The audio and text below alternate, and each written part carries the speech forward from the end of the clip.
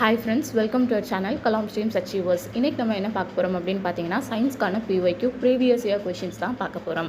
வாங்க क्वेश्चंसக்குள்ள போயிடலாம். முதல் கேள்வி, which of the following is not a Lewis acid? பின் வருவனவற்றுள் எது லூயிஸ் அமிலம் அல்ல அப்படின்னு கேட்டிருக்காங்க.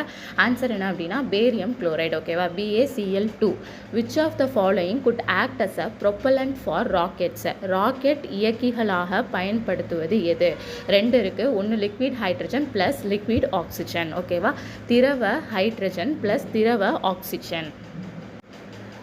Hydraulic lift, hydraulic press and hydraulic brake work on.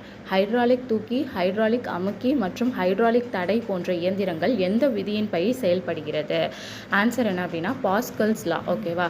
என்ன ஆன்சர்னு பார்த்தீங்கன்னா பாஸ்கல்ஸ் லா என்பதே சரியான விடை. ஓகேவா? பாஸ்கல் விதி என்பதே சரியான விடை.